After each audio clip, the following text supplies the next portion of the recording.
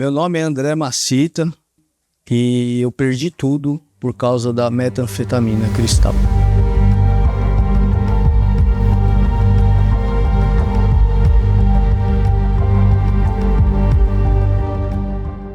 Eu sou filho de pais separados, né?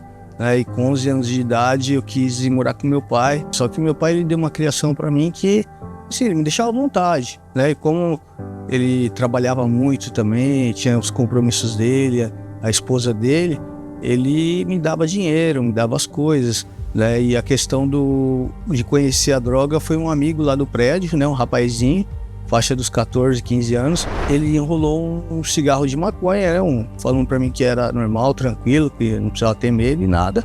Comecei a gostar, porque eu ficava dando risada, tudo era engraçado, né? Um ficava rindo da cara do outro. Então eu acabei gostando, eu achei, mó barato, né? Porque eu nunca tive aquela sensação, né? Então no começo era lazer, era diversão, né? Curiosidade, né? E até então eu não via mal nenhum. Aí é onde apareceu também uma pessoa, né? Um adulto com a cocaína. E aí ele falou assim: esse aqui vai te deixar bem legal, você vai ver. Foi a primeira, a segunda colocada, depois eu já comecei no mesmo lugar que eu pegava a maconha, eu comecei a pegar a cocaína também. Chegou uma hora que começou a ficar crônico, então praticamente um dia sim, um dia não, ou quase todo dia, pelo menos eu tinha que comprar um pouquinho, porque senão eu já não tinha mais aquela vontade, assim, eu ficava depressivo, eu ficava querendo só ficar deitado. Mas até então eu sempre estava com aquela sensação de que eu estou no controle. Paro a hora que eu quero, uso socialmente. Já era uma questão assim de dependência química mesmo, assim, sabe? Meu cérebro ele precisava daquilo para me fazer sentir bem. Quando chegou nessa época dos 22 anos, assim, eu tive que encarar a vida sozinho, né? E eu vi que não dava, porque eu estava utilizando substância e não conseguia ficar em serviço, não estava conseguindo pagar minhas contas, nada, né? Eu cheguei pro meu pai e pra minha mãe e falei: me perdoa, né? Eles já, nessa fase, eles já sabiam que eu estava com esses problemas. Me ofereceram tratamento, tudo. Eu falei: não, eu consigo parar e tal.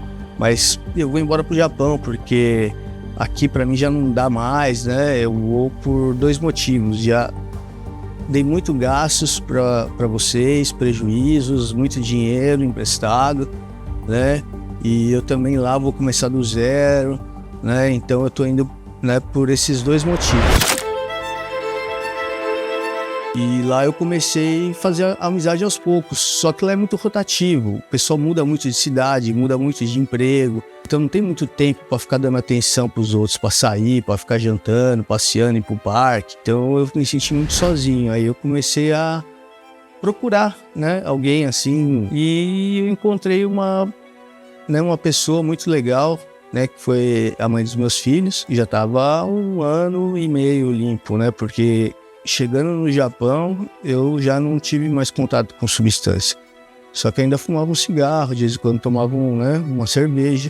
Ela falou: você vai parar de fumar, porque eu não quero casar com você fumando. Peguei, parei de fumar e aí nós casamos.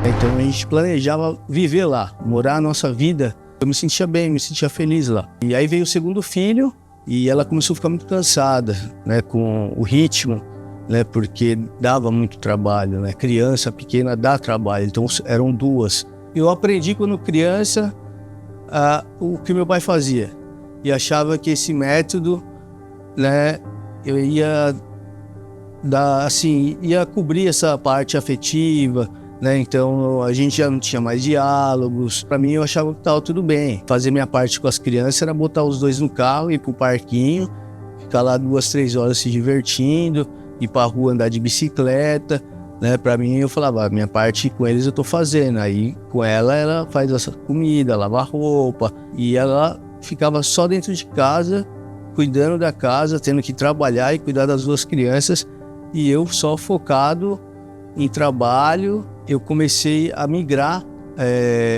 a minha adicção, minha compulsão por coisas materiais. Achava que isso estava tudo certo, mas porém não. Isso aí estava tudo errado. Eu estava compulsivo por trabalho, por dinheiro, por bens materiais. E achava que estava dando uma qualidade de vida para minha família e, na verdade, eu não estava presente em casa. Eu não estava oferecendo o que eu poderia ser como marido e como pai, né?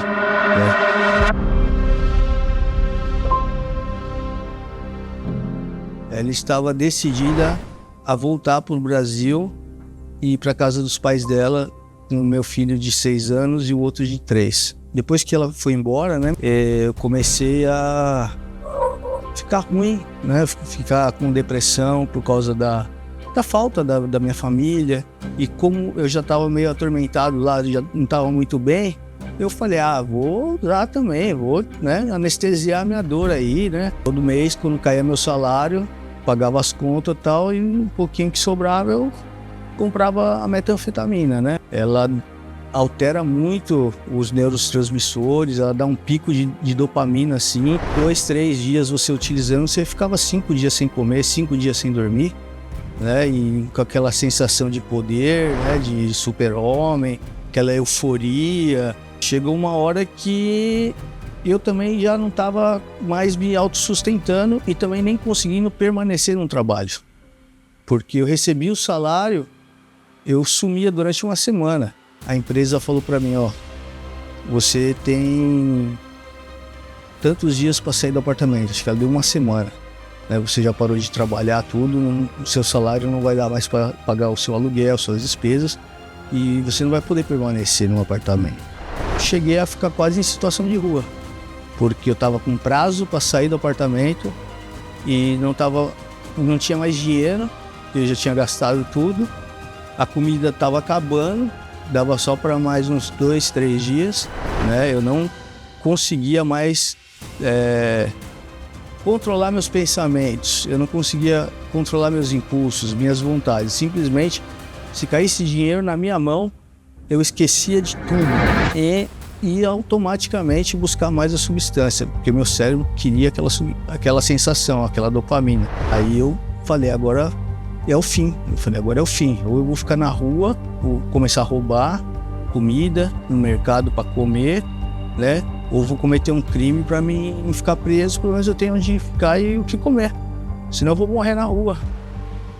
E aí eu liguei para minha mãe, para minha tia, né? Falei, pelo amor de Deus, eu preciso de ajuda, porque eu tinha que falar a verdade. Tá acontecendo tudo isso, eu voltei a usar drogas. Embarquei dia 19, dia 18, né, lá. Cheguei dia 19 de fevereiro aqui em São Paulo, em Guarulhos, né? E no dia seguinte, no dia 20, 8 horas da manhã, eu já estava sendo internado no Hospital Santa Mônica. E meu cérebro começou a automanipular, tentar convencer minha tia e minha mãe de que não era para mim ficar ali, para tentar um outro hospital, né? E tudo, só que aí eu falei, minha tia falou, você pediu ajuda, não pediu? Esse hospital, ele é um hospital de referência, né? E ele é um hospital que vai atender todas as suas necessidades, porque a sua doença, você está com problema de saúde, você está com problema mental, né? Você precisa de um tratamento completo. E aí chegou lá, eu comecei, a ser bem tratado, falei, café da manhã, cama, televisão, banho, né? Eu falei buffet no almoço, na janta, comecei a ter as terapias, logo o psiquiatra já acertou a medicação na primeira. Em uma semana eu já não estava tendo crises fortes, e aí eu comecei a ter as terapias, né? Comecei a estudar sobre a doença. Realmente ali eu reconheci que não tinha mais jeito para mim, eu tinha que sair dessa, entendeu? Então eu me empenhei o máximo possível. Então foi um intensivão que eu tive de 3 meses. Eu acordava e dormia em tratamento. Agradeço ao Hospital Santa Mônica, né, pelo carinho, pela atenção, né, pelos doutores, os psicólogos e toda a equipe do Santa Mônica, né, que me acolheu e que me ajudou muito. E minha família e a Deus em primeiro lugar, né, que me deu mais essa chance aí essa oportunidade, não desista de você, não desista da vida, porque Deus, ele tem muita coisa boa para te dar. Você saindo desse caminho escuro, muitas portas vão se abrir. Eu comecei a ver meus filhos, que eu não via há 10 anos, apareceu um trabalho para mim. Hoje eu vejo que não tem dinheiro que pague eu passar 1 dia, 2 dias com meus filhos num parque, se divertindo, jogando futebol, uma bola, um almoço com a família. Hoje, para mim, isso é a coisa mais importante, a minha sobriedade. E é por isso que eu continuo meu tratamento aqui fora lutando, porque eu perdi muita coisa na vida no tempo que eu estava na substância. A maior felicidade é você aproveitar a vida, né, sóbrio, com seus filhos, com o seu trabalho, com as pessoas que te amam e pessoas que te ajudem, tá? Porque eu sei que não é fácil, sozinho. Quando a situação está crônica, está crítica, é necessário você ter uma internação, é necessário você ter um grupo de profissionais que trabalhe te ajudando. Isso é muito importante mesmo, sabe? Basta você acreditar e fazer que tem saída. Tem saída sim. Força, tem jeito sim. Acredite. Somos o Hospital Santa Mônica, referência nacional em psiquiatria e saúde mental.